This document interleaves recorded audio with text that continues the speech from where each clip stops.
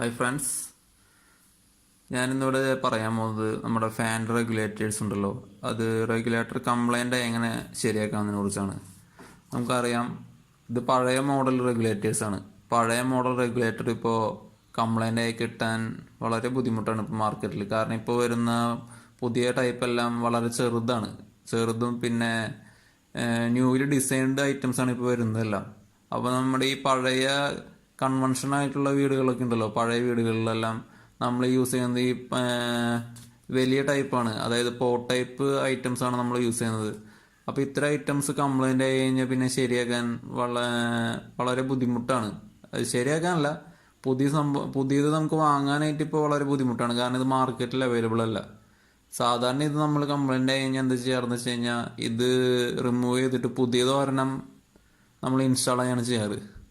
അപ്പോൾ അതിൻ്റെ ആവശ്യം ഇല്ല. നമുക്ക് ഇതിൽ തന്നെ നമുക്ക് ചെറിയ ചെറിയ വർക്കുകൾ ഇതിൽ തന്നെ നമുക്ക് വർക്കിംഗ് ആക്കാവുന്നതുള്ളൂ.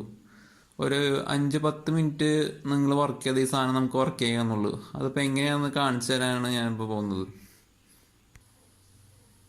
അതായത് ഇതിൻ്റെ ഉള്ളിൽ നിങ്ങൾ കണ്ടല്ലോ, ഇതാണ് ഇതിൻ്റെ പോർട്ട് മെയിനായിട്ട്. ഈ പോർട്ട് തിരിക്കുമ്പോഴാണ് നമ്മൾ ഇതിൻ്റെ സ്പീഡ് നമ്മൾ വാരി ചെയ്യുന്നത്. ഈ പോർട്ടിലേക്കുള്ള കേബിൾസ് വരുന്നുണ്ട്. ഇതിൻ്റെ മുകളിലൊരു ഡ്രം കണ്ടില്ലേ, അതിൽ നിന്ന് ഈ പോർട്ടിലേക്ക് വരുന്ന കേബിൾസ് കട്ടാകുമ്പോഴാണ് നമ്മുടെ സ്പീഡ് കൺട്രോൾ ചെയ്യാൻ പറ്റാത്ത ഒരു അവസ്ഥ വരുന്നത്. അപ്പോൾ നമ്മൾ എന്ത് ചെയ്യുന്നത് വെച്ച് കഴിഞ്ഞാൽ, ഈ പോർട്ടിൽ നിന്ന് വരുന്ന കേബിളുകൾ നമ്മൾ സാധാ ഒരു ഓർഡിനറി കേബിള് ഇട്ട് കൊടുത്ത് നമ്മൾ സോൾഡർ ചെയ്ത് വെച്ചാൽ മതി. അപ്പോൾ ഈ റെഗുലേറ്റർ വർക്ക് ചെയ്തോളും. ഇതിന് അധികം പൈസ ചിലവൊന്നുമില്ല. അപ്പോൾ ഇതെങ്ങനെയാണെന്ന് ഞാൻ കാണിച്ചു തരാം. ഇപ്പോൾ ആദ്യത്തെ ഇത് ഓൾറെഡി നമ്മൾ ഇതിൽ കണക്ട് ചെയ്ത് കാണുന്നുണ്ട്. പിന്നെ ഒരു 3 ഇതിൽ സെൻറ്ററിൽ വരുന്നുണ്ട്. ഈ 3 നിന്ന് വരുന്ന കേബിൾ കട്ടായി കിടക്കുകയാണ്. അപ്പോൾ ഈ ഓരോന്നും എടുത്ത് ഈ ബാക്കി വരുന്ന 3 ഈ സെൻറ്ററിൽ വരുന്നില്ലേ, അതിൽ ഓരോന്നിലും ഓരോ കേബിൾ എടുത്ത് സോൾഡർ ചെയ്ത് കൊടുത്തു കഴിഞ്ഞാൽ നമ്മുടെ ഈ ഫാൻ വർക്ക് ചെയ്യുന്നതായിരിക്കും.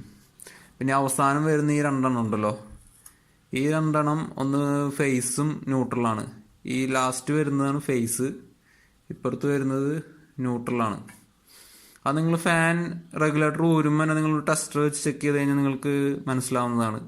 അപ്പോൾ അത് പ്രശ്നമുള്ള കാര്യമില്ല. ആദ്യം തന്നെ നിങ്ങൾ മാർക്ക് ചെയ്ത് വെച്ചാൽ മതി അതാണ് ഫേസ് ന്യൂട്രൽ എന്നുള്ളത്. പിന്നെ വരുന്നത് ഈ കണക്ഷൻസ് ആണ്. ഈ 3 വരുന്ന ഓരോ കേബിൾ എടുത്ത് കൊടുത്താൽ മതി, അപ്പോൾ അത് വർക്ക് ചെയ്തോളും. ഇതിലിപ്പോൾ നിങ്ങൾക്ക് കാണാൻ പറ്റും ഞാൻ കണക്ട് ചെയ്തിരിക്കുന്ന കേബിൾസ്. ഇതൊരു കേബിളാണ്, ഇത് അടുത്ത കേബിളാണ്. ഇതിൻ്റെ ഇടയിൽ ഒരു ബ്ലൂ കേബിൾ വേറെ കണക്ട് ചെയ്തിട്ടുണ്ട്. ഇപ്പോൾ ഈ കേബിൾ അല്ലെങ്കിൽ കട്ട് ചെയ്ത് കിടക്കുമായിരുന്നു. ഇപ്പം ഞാൻ ഓൾറെഡി ഇതെല്ലാം കണക്ട് ചെയ്ത് വെച്ചേക്കാണ്, സോൾഡർ ചെയ്ത് വെച്ചേക്കാണ് മുകളിലത്തെ ഡ്രമ്മിൽ നിന്നുള്ളത്. ഇനിയിപ്പോൾ ഈ റെഗുലേറ്റർ നമ്മൾ തിരിക്കാനനുസരിച്ച് ഇതിൻ്റെ സ്പീഡ് കൺട്രോൾ ചെയ്യാൻ പറ്റും നമുക്ക്.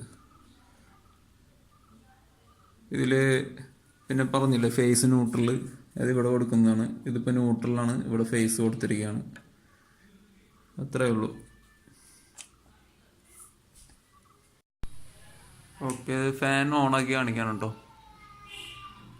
ഇതിപ്പോൾ 1 കിടക്കുന്നത്.